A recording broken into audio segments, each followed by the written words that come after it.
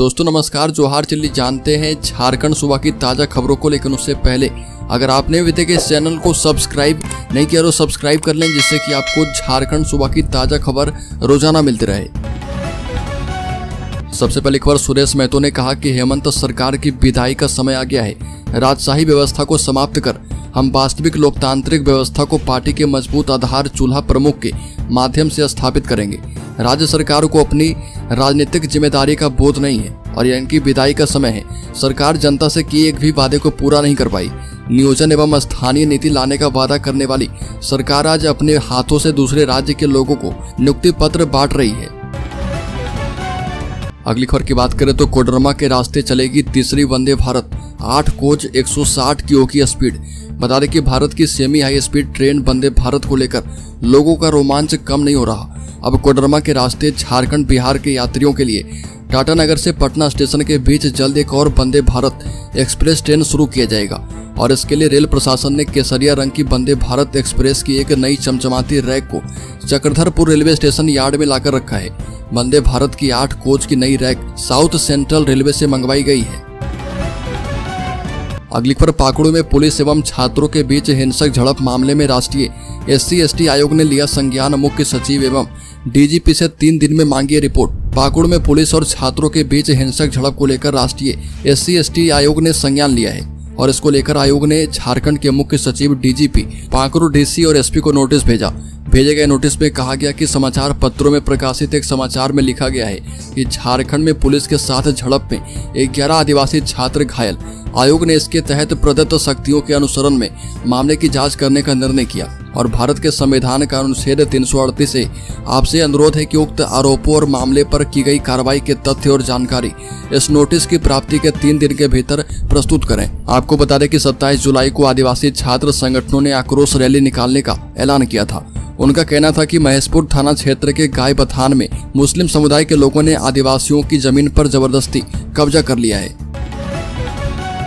अगली खबर, राज्य के पलामू जिले में पत्नी की पत्थर से कूचकर हत्या, बेटी को भी मारने की कोशिश। पलामू जिले के रामगढ़ थाना क्षेत्र के अंतर्गत उलमान घाटी जंगल में एक अधेड़ ने पत्नी की पत्थर से कूचकर हत्या कर दी। बेटी की भी जान लेने की कोशिश की गई और उसे भी पत्थर से मारा गया और मृत समझकर जंगल में फेंक दिया गया। हालांकि दिन और रात भर जंगल में पड़े रहने के बाद सुबह होश आने पर बेटी जख्मी हालत में नानी के घर पहुंची और इसके बाद इस घटना की जानकारी परिजन और ग्रामीण को दी गई है। सूचना मिलने के बाद रामगढ़ थाना प्रभारी राजेश रंजन और होटार पिकेट प्रभारी रविकांत उराव मौके पर पहुंचे। अगली खबर, आशा लकड़ा ने कहा कि तेजी से बदल रही संताल परगना की डेमोग्राफी। रांची की पूर्व मेयर सह राष्ट्रीय अनुसूचित जनजाति आयोग की सदस्य आशा लकड़ा ने कहा कि संताल परगना प्रमंडल की डेमोग्राफी तेजी से बदल रही है। बांग्लादेशी मुसलमान वहां की आदिवासी युवतियों से शादी कर उनकी जमीन हड़प रहे। स्थिति इतनी भयावह हो गई है कि बांग्लादेशी मुसलमानों के कारण वहां के आदिवासी समुदाय उनके खिलाफ कुछ भी नहीं बोल पा रहे और न ही उनके खिलाफ थाने में ST केस दर्ज करवा पा रहे। आशा लकड़ा ने प्रेस कॉन्फ्रेंस में कई उदाहरणों को भी सामने रखा और कहा कि इन उदाहरणों से स्पष्ट हो जाएगा कि बांग्लादेशी मुसलमान कैसे संथाल परगना की भोली भाली आदिवासी युवतियों से शादी करके डेमोग्राफी को चेंज कर रहे। आशा लकड़ा ने कहा कि गोपालडी पंचायत के मुखिया सुनीता टुडू है और उनके पति का नाम समनू शेख है। उदवा प्रखंड स्थित दक्षिण बेगमगंज पंचायत की मुखिया ललिता टुडू है और उनके पति का नाम उस्मान शेख है। राजमहल प्रखंड स्थित लखीपुर पंचायत के मुखिया सुहागनी सोरेन है और उनके पति का नाम सनाउल शेख है। बरहरवा प्रखंड स्थित सालगाड़ी पंचायत के मुखिया मारधा मालतो है और उनके पति का नाम मोहम्मद रहमान विश्वास है। मधुबाड़ा पंचायत के मुखिया मरंगबीरी हांसदा है और उनके पति का नाम समीरुल इस्लाम है। अगली खबर, लेबी नहीं तो विकास नहीं। झारखंड में नक्सलियों का यह कथन समय समय पर चरितार्थ होता रहता है और बीते 199 दिनों में नक्सलियों और अपराधी ने 35 वाहनों को आग के हवाले कर दिया। अपराधियों और नक्सली ने लेबी के लिए विकास कार्य में लगे वाहनों में आगजनी की है। इतना ही नहीं, उन लोगों ने 2 लोगों की हत्या भी की। लेबी नहीं मिलने पर अपराधी और नक्सली संगठन हत्या और आगजनी की घटनाओं को अंजाम देते रहे हैं। हर बार पुलिस घटना का अनुसंधान करने और विकास योजना को पूरा करवाने के लिए ठेकेदारों को भरोसा दिलवाती है और निर्माण स्थल पर पुलिस भी कभी कभी कैंप करती है, लेकिन मौका पाते ही नक्सली बड़ी घटना को अंजाम देते हैं। अगली खबर, झारखंड राज्य विद्यालय रसोइया संघ ने सरकार के खिलाफ आंदोलन करने की चेतावनी दी। बता दें कि तोपचाची रसोइया संघ ने तोपचाची के हटिया मैदान में अपनी विभिन्न मांगों को लेकर बैठक की है। बैठक में झारखंड सरकार के खिलाफ आंदोलन करने की रणनीति पर विचार विमर्श किया गया। साथ ही नूतन देवी को बिना कारण कार्य से हटाए जाने को लेकर रोष प्रकट किया गया। संघ ने राज्य सरकार पर धोखाधड़ी और वादा खिलाफी का आरोप लगाया और कहा कि शिक्षा सचिव ने बीते साल 3 अगस्त को रसोइयों की 5 सूत्री मांगों को लेकर 2 माह के अंदर लागू करने का लिखित आश्वासन दिया था और लेकिन 1 साल होने के बाद भी हमारी मांगों को पूरा नहीं किया गया है। सरकार ने इसे ठंडे बस्ते में डाल दिया है। अगली खबर, राज्य में ओबीसी एकता अधिकार मंच झारखंड प्रदेश के केंद्रीय अध्यक्ष ब्रह्मदेव प्रसाद के नेतृत्व में गढ़वा जिला के कांडी प्रखंड में ओबीसी न्याय रथ यात्रा का स्वागत किया गया। मौके पर गोरखनाथ चौधरी ने कहा कि झारखंड के रांची, लातेहार, सिमडेगा, गुमला, लोहरदगा, खूंटी, पश्चिमी सिंहभूम, पूर्वी सिंहभूम, सरायकेला, खरसामा, दुमका, पाकुड़, जामताड़ा एवं साहिबगंज जिले में जिला स्तरीय नौकरियों में ओबीसी का नियोजन शून्य है और ये झारखंड के अन्य जिलों की तरह ओबीसी समाज का आरक्षण सुनिश्चित किया जाए। पंकज कुमार गुप्ता ने कहा कि एकता अधिकार सह न्याय रथ यात्रा के माध्यम से यह मंच मांग करता है कि ओबीसी परिवार के छात्र छात्राओं को मुफ्त शिक्षा, युवाओं को रोजगार भत्ता, व्यवसायियों को लूट हत्या से सुरक्षा, किसानों की लूटी गई जमीन की वापसी करवाई जाए। अगली खबर, झारखंड के मुख्यमंत्री हेमंत सोरेन ने नवनियुक्त राज्यपाल संतोष गंगवार को बधाई दी। झारखंड के मुख्यमंत्री हेमंत सोरेन ने संतोष सिंह गंगवार को राज्य का नया राज्यपाल नियुक्त करने पर बधाई दी है। हेमंत सोरेन ने अपने एक्स पर लिखा कि झारखंड के नवनियुक्त राज्यपाल आदरणीय संतोष गंगवार जी को हार्दिक बधाई, शुभकामनाएं और जोहार। झारखंड की महान और वीर भूमि पर आपका हार्दिक स्वागत और अभिनंदन है। मुख्यमंत्री हेमंत सोरेन ने झारखंड के पूर्व राज्यपाल को भी महाराष्ट्र का गवर्नर बनाए जाने पर बधाई दी। अगली खबर, जेबी केसेस पार्टी नहीं करेगी किसी भी दल से समझौता। 2 विधानसभा सीटों पर चुनाव लड़ सकते हैं जयराम महतो। लोकसभा चुनाव में 8 सीटों पर अपना प्रत्याशी उतारने और गिरिडीह लोकसभा सीट से करीब 3.5 लाख वोट लाने वाले जयराम महतो विधानसभा चुनाव में खुद 2 सीटों पर लड़ेंगे।